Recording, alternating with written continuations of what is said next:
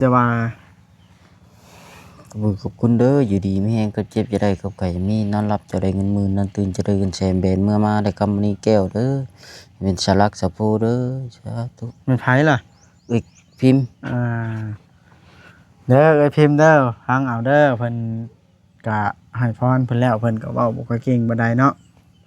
ทางบ่บอสเองก็ขอขอบมกขอบใจแล้วก็ขอบคุณทางเอื้อยหลายๆที่มอบหน้าที่ภารกิจและไว้วางใจให้บ่บอสเป็นสะพานบุญให้ขอให้เอื้อยอายุมั่นขวัญยืนอยู่ดีมีแฮงร่ำรวยอายุ100 ปีพันปีเด้อความเจ็บอย่าได้ความไข้จะมีสาธุสาธุร่ำรวยยิ่งขึ้นเด้อเอ้ยเด้ออ่า เนาะบอกคำละโดยรู้สึกดีใจอะไรพี่น้องเลยที่เฮาได้รับหน้าที่เป็นสะพานบุญกันเนาะต้องถึงสิแบบว่าเฮาบ่ละเอียดปานใดก็เป็นหยังจะว่าบ่ละเอียดเพราะว่าเฮาคาเวียกเฮาติดเวียกพี่น้องเฮาเลยบ่ได้มาอัปเดตก็คือมือสั่งเครื่องมาเฮ็ดของอย่าลืมกดติดตามเพื่อเป็นกำลังใจให้ผมด้วยนะครับทุกคนขอบคุณมากๆครับพี่น้องสบายดีเด้อเนาะเปิดภาพขึ้นจ้ะมาบ้านบ่าวคำหลาเด้อตอนนี้เด้อพี่น้องทางเฮาก็สิมาเช็คเบิ่งห้องน้ำพี่น้องรายละเอียดแล้วละบ่หรือว่าจังใดพี่น้องเอ้ยเนาะเฮาก็สิมาจ่ายเงินค่าสร้างกำหนดก็7,000ตามที่เว้า1 2 3 4 5 6 7สิมาเช็คเบิ่งก่อนเนาะว่าเรียบร้อยตามเป้าแล้วบ่มีแนวให้แก้บ่เนาะหรือว่าจังใดเฮาก็สิจ่ายเงินให้ลุงแก้วพี่น้องเอ้ยเนาะเข้ามามื้อนี้ก็บ่เห็นไผเงียบเหงาพี่น้องเอ้ยเสยม้อยอยู่ห้องน้ำก็แล้วหรือบ่หรือว่าจังใดเฮาก็ค่าไปตั้งเฮือนเสาเทืองพี่น้องเอ้ยก็เลยบ่ได้มาทางนี้2 วันพี่น้องเอ้ยไป2 มื้อมานี่ไปตั้งเสาแล้วเฮาก็เลยเข้ามารอบแรง บัดนี้ก็คือสิเฮาก็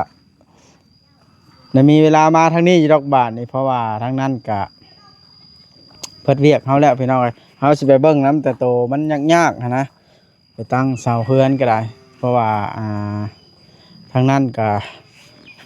คือสิเบาบางไปแล้วล่ะบาทนี่เข้าไปก็มีแต่สร้างเพิ่นเฮ็ดเนาะบาทนี่เพราะว่าอันนั้นก็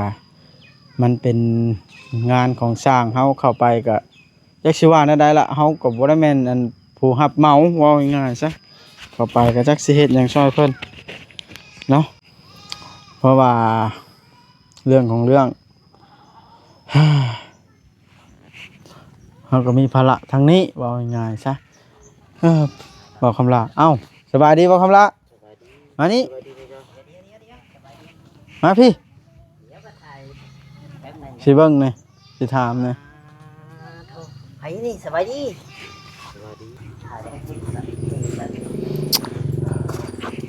ไปเบิ้งห้องน้ำห้องในเป็นไดเพิ่นแล้วทั่วแล้วบ่แล้วสบายดีกล้องอีกเทื่อนึงไปเบิ่งบ่ทันมีไผเข้ามาบ่มื้อนี้นี่ใส่คอเสือแล้วมันสิจังบ่เฮียประชาชนมันบ่เฮียเนาะ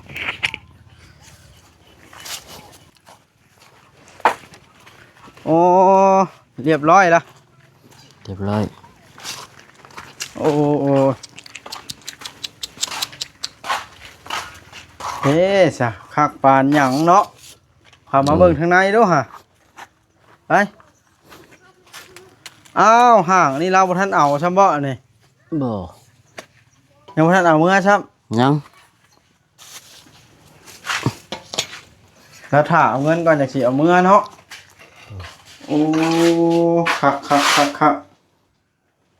มันยังระหว่างทางไหลน้ำบ่นะก็อยู่สูงแท้ซะจักมันไหลออกพี่บ่น้ำลอยออกพี่เลยไหลออกทางนี้ได้ใช้ระบายเลยเนาะ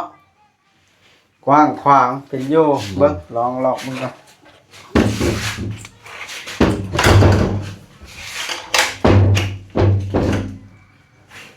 เด้ซะเนาะ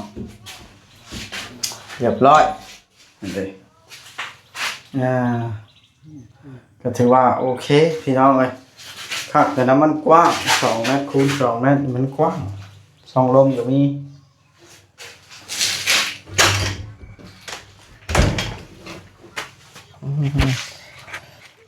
ประเทศแล้วแต่มื้อใดอันนี้ แต่มื้ออันนั้นบ่ ฮะ แต่มื้อจะเอากินสิ้นบ่ มึงกินชิ้นพวกว่าดอกมื้อนั้นคือว่ามีคนเสียคือว่าบ่ได้เฮ็ด เด็กน้อยเขาอันนั้นเด้เขาเปล่าเพียงแล้วบ่ ฮะ เขาว่ายังเฮ็ดถามบ่ แม่นบ่ แม่น โอ้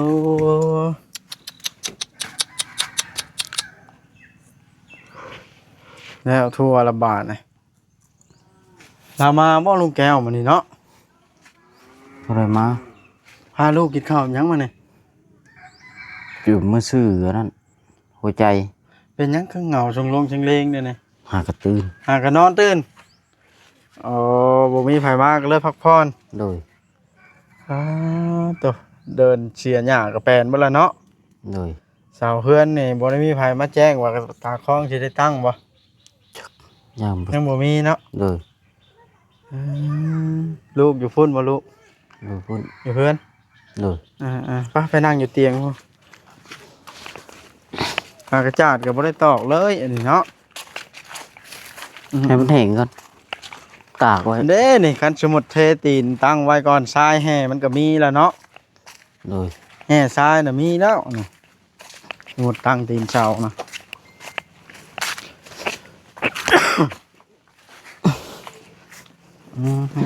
สบายดี สบายดีบ่จอย อืม ไปเอาขาตั้งกล้องกัน อืมบ่ทันมีผู้มาแจ้งจักคนเลย ยังจักมือแล้วเบิดกำหนดตั้งเฮือนนี่ จัก2-3มื้อนี่ ฮะ อีก2-3มื้อนี่ ยัง4มือบ่ แม่นบ่ เข้าพรรษาได้คือกันตั้งกับทันอยู่เนาะยัง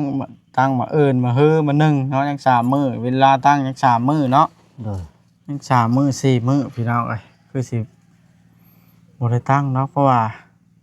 บ่มีงบเนาะ โดย คันว่ามีงบปุ๊บให้ลุงแก้วมาตั้งปุ๊บขึ้นก็ได้อีดอกเนาะ โด เพ ย ราะว่าเราพร้อมทุกเวลานะลุงแก้วนะพี่น้องเอ้ยจักสิเฮ็ดอะไรบาทนะจักสิได้ตั้งเฮือนขึ้นคำบ่ได้ตั้งนี่ อีก3เดือน ได้ค่อยก็บ่ได้ค่อยเข้ามาได้บาทนี่คำบ่ได้ตั้งเฮือน โดย เพราะว่าห้องน้ำก็แล้วแล้วเด้ดินก็ซื้อแล้วแล้วมัน โดย บ่มีนะเข้ามาเจ้าต้องอยู่กับลูกกับเต้า2คนได้บาทนี่อยู่ตูบอยู่หยังไปแล้วไผถางโพนน่ะคือแปลนคักแท้ ทางแต่มื้ออันนั้นมื้อเสียหยาบ เจ้าบ่ทาง โดยกับไปพ่อ แผนคักปันหยังเนาะ โดย มาจ้อยโทรหาลุงแก้วดูเอาเงินให้เล้าวข้าวของน้ำนี่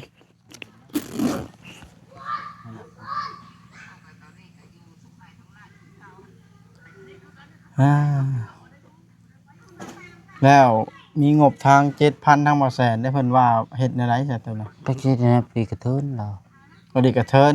โดย เฮ็ดหยังก็บ่ได้เนาะ เออ คันได้เพิ่ม 7,000อันนั้นได้เพิ่มมาอีกปึ๊บจักมื้อเราเอา12,000อาสิพอ ได้เพิ่มมาอีก12,000บ่ โดยนี่เราว่าวันนี่ 11,000ก็พอข่อยว่า มื้อนึง12,000 เพราะว่าค่าจ้างเทแอลเทคานกะมันนั่นได้มีมันผัดได้ชื่อเล็กพร้อมเนาะ โดย บ่คันตั้งขึ้นสิชื่อนี่ได้อยู่เนาะ ได้อยู่ การแบบว่าบ่เทแอลเทคานนะมันผัดเวลาฝนตกย่านดินบวมมันก็สิเซาได้เซไหมเนาะ โดย บ่ได้เทคานเด้นี่แหละพี่น้องมันจังยากนะหนักใจอยู่พี่น้องมานี่ก็ยังบ่มีไฟเข้ามาค่ำแล้วเนาะ โดย ว่านี่ได้ไผเข้ามา เขาว่าวันเขาไปจิตแล้วก็ไปจิตแล้วเขาบ่เวียง อืม เปอร์เซ็นต์ เพราะว่าข่อยบัดค้าไปเวียกทางอื่นเจ้าหูจักอยู่บ่บ่ฮู้เลยเอาบ่ได้แปลกบ่ว่าข่อยบ่ได้เข้ามาก็ได้ ไปอย่าไปทางไม้ ค่าเวียกก็ฉันก็ได้จะมาจ่ายเงินให้ลุงแก้วล่ะมานี่แล้วเข้ามาเดี๋ยวสิ ถ้ามาแล้วสิจ่ายเงินให้เราเนาะถ้าคลิปนี้จบก่อนจะสิโทรหาเราเถอะเราอยู่แถวนี้เนาะ เลยอยู่แถวนี้แหละเรามาเฮ็ดเวียกอยู่บ้านนี่ เอาเฮ็ดได้อันห้องน้ำเฮ็ดแล้วน่ะใช้งานจักเทื่อแล้ว สองเทื่อน ลองใช้งานได้ สองเทื่อเฮ้ยสร้างเป็นเฮ็ดหยังสู่ลูกกินมานี่ ก้อยเนี่ยแกงตุ่มอ่ะหัวใจ ต้มหัวใจหมู ขัวหัวใจหมู อืมกินไปก่อนเนาะ เป็นมีเป็นไข้แล้วบ่มีแล้วอืมเริ่มอันนั่นแหละพี่น้องไอ้บ่าวคำลาเลยเริ่มสิบ่ได้เฮือนน้ำหมู่แล้วแบบนี้วิทย์อันพรรษาแล้วมันอีก3 เดือนเทื่อทีมงานบ่เข้ามาเลยให้ผู้หลักผู้ใหญ่บ่เห็นแล้วเนาะ เลย อุกบ่บานนะฮะ กับบุญเฮาเบิดซำนี้ อ่าก็ถือว่าโอเคแล้วได้ดินวันอยู่วันเช้าแล้วเนาะ เลย ห้องน้ำก็ได้แหละ เลย อ่าเอาพี่น้องไอ้บวัดขอประกาศอีกเทื่อหนึงในคลิปนี้เด้อพี่น้องเด้อเนาะถ้าเกิดว่าท่านใดที่ว่าอยากช่วยเหลือบ่าวคำละเนาะอ่า งบน้ำบ่าวแสนก็คือฮู้กันแหละบ่าวแสนเพิ่นก็ได้แจ้งไปหลายคลิปแล้วเนาะว่ามีอยู่ 7,000 ค่าสร้าง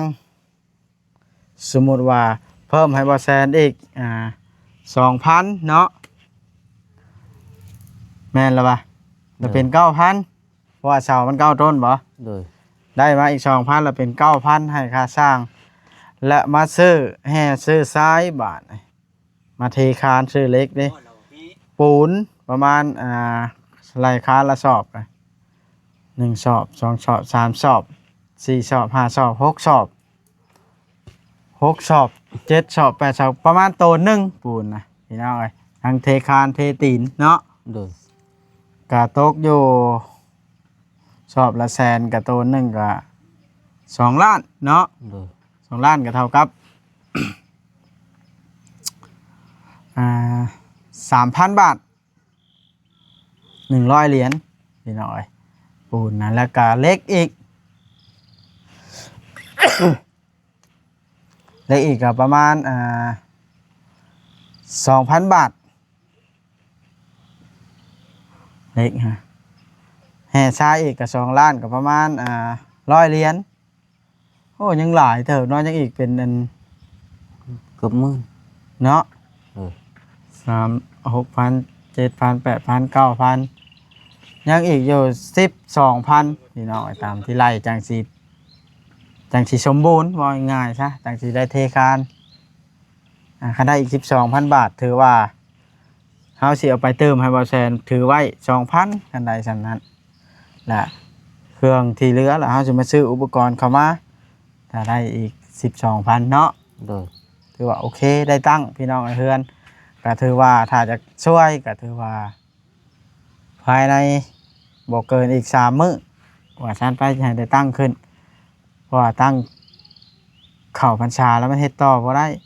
คันเฮาตั้งไว้แล้วนี่สมมุติมีผู้อยากช่วยในอนาคตเฮ็ดอันนั่นนี่มันก็เฮ็ดได้แล้วบาดน่ะ เลย แล้วทีมงานก็ได้เข้ามาหั่นนะคันได้ตั้งไว้คำบ่ได้ตั้งไว้คือสินานๆทีจะได้เห็นกันเนาะแม่นแล้ววะเหงาบ่หมู่บ่เข้ามาหาเคยมาแล้วนะ เหงาอยู่ ไปม้อยอยู่คลองแล้วเนาะ เลย คอยทางแล้วเสียงรถมากันเนาะอันใดนี้บ่จอยสิมาแล้วเนาะเนี่ยเห็นบ่จอยกินนี่โอ้บ่จอยว่าแล้วเนาะแม่นบ่จอย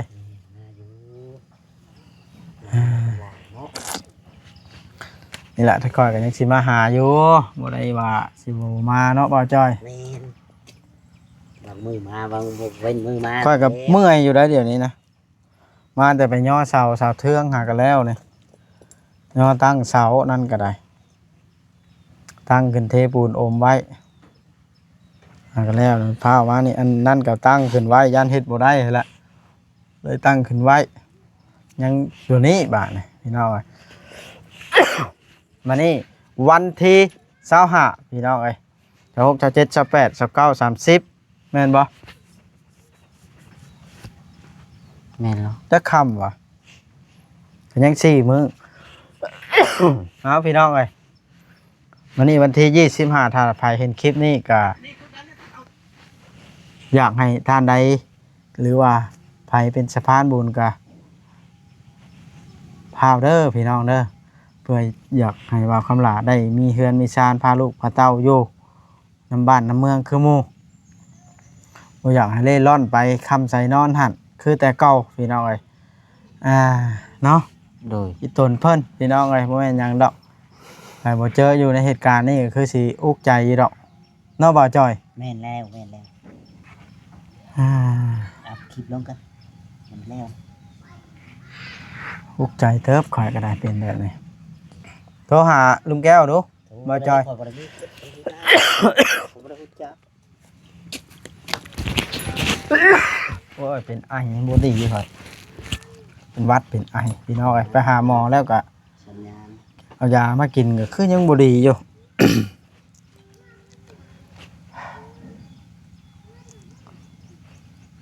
เขาบ่ได้เมื่อเพื่อนลุงเฉิดบ่ เนาะ บ่ได้เมื่อซักอยู่ที่บัดนี้เนาะ โดย อ๋อไปได้ผ่ากระจาดบ่ใส่เลยบ่ ใช้ยังใช้มันต่างให้มันแห้งกัน ตายมันแห้งคักก่อน โดย เอ่อ ฝนตกคืนนี่ก็ แห้งบ่อยู่พี่ ค่อยๆนะ ก็ถือว่าโอเคธรรมดาเนาะ โดย นี่ล่ะพี่น้องเอ้ยมาหาเบาคำลาก็ได้ว่าสิมีหยังคืบหน้าก็คือบ่มีได้แต่ห้องน้ำใครในแต่ห้องน้ำแล้วเนาะ โดย ห้องน้ำแล้วเป็นที่เรียบร้อยแล้วได้เดี๋ยวนี้เป็นห้องน้ำเจ้าแล้วได้ โดย มีแต่ว่าให้เจ้านะขอบใจเอื้อยพิมพ์อย่างเป็นทางการจากหัวใจก้นบึ้งเจ้าออกมาเลย ที่เพิ่นเฮ็ดห้องน้ำให้ แล้วก็ซื้อดินให้เงินเพิ่น10,000 บาทมาโฮมเฮ็ดห้องน้ำอันนี้ก็เงินเพิ่นรวมเพิ่นโอ้เบิดเป็น1,000 เหรียญละ1,000 กว่าละเฮ็ดห้องน้ำของนายซื้อนะกินนะอยู่มากินแต่ละมื้อนั่นเด้ โดย ทางเบาเวียงชัยเบาซีดเพิ่นซื้อมาเงินเพิ่นล่ะฮะได้พิมพ์นะเพราะว่าช่วงนั้นคอยบ่ว่างเขามาเด้เอ้ามีแต่ว่า ขอบคุณเด้ออยู่ดีไม่แห้งก็เจ็บจะได้กับไข่มีนอนรับจะได้เงินหมื่นนอนตื่นจะได้เงินแสนแบนเมื่อมาได้กำนี้แก้วเด้อเป็นสลักสะโพเด้อสาธุ ไม่ไผล่ะ อีกพิมพ์ เด้อไอ้พิมพ์เด้อฟังเอาเด้อเพิ่นก็ให้พรเพิ่นแล้วเพิ่นก็เว้าบ่ค่อยเก่งบ่ได้เนาะทางบ่บอสเองก็ขอขอบมกขอบใจแล้วก็ขอบคุณทางเอื้อยหลายๆที่มอบหน้าที่ภารกิจและไว้วางใจให้บ่บอสเป็นสะพานบุญให้ขอให้เอื้อยอายุมั่นขวัญยืนอยู่ดีมีแฮงร่ำรวยอายุ100 ปีพันปีเด้อความเจ็บอย่าได้ความไข้จะมีสาธุสาธุร่ำรวยยิ่งขึ้นเด้อเอ้ยเด้อเนาะบอกคำละ โดย รู้สึกดีใจอะไรพี่น้องเลยที่เฮาได้รับหน้าที่เป็นสะพานบุญกันเนาะต้องถึงสิแบบว่าเฮาบ่ละเอียดปานใดก็เป็นหยังจะว่าบ่ละเอียดเพราะว่าเฮาคาเวียกเฮาติดเวียกพี่น้องเฮาเลยบ่ได้มาอัปเดตก็คือมื้อสั่งเครื่องมาเฮ็ดห้องน้ำคือมื้อหลานเฮาแม่นแล้ววะบอกคำละได้ยินบ่ โดยนี่ยิน มือเขาสร้างเครื่องของน้ำเขาก็มีเวียกพาหลานไปหุ้งหมอไปเผาหลานแล้วมือต่อมาหลานเขาก็เสียนะก็เลยบอกได้มาอัปเดตแล้วก็คือมือห้องน้ำสีแล้วนี่ก็คือบ่าวโอลิเพิ่นชวนไปเป็น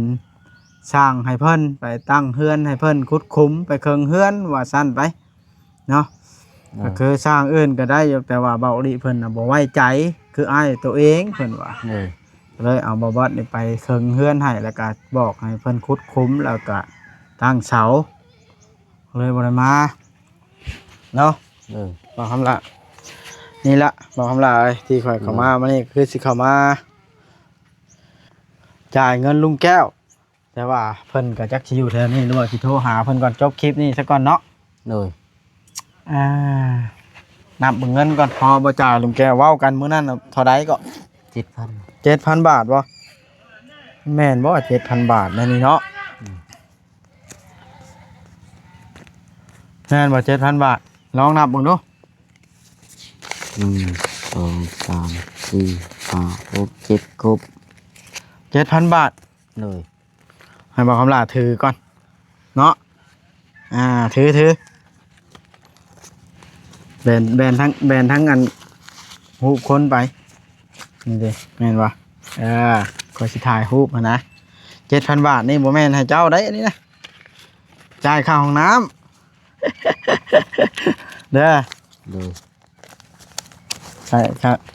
เอาเดี๋ยวใส่กล้อง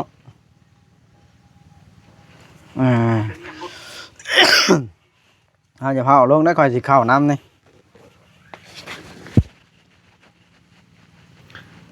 ขอบคุณพิมพ์อีกครั้งเด้อนี่บอกคำลาก็ได้จับนำเงิน 7,000 นี่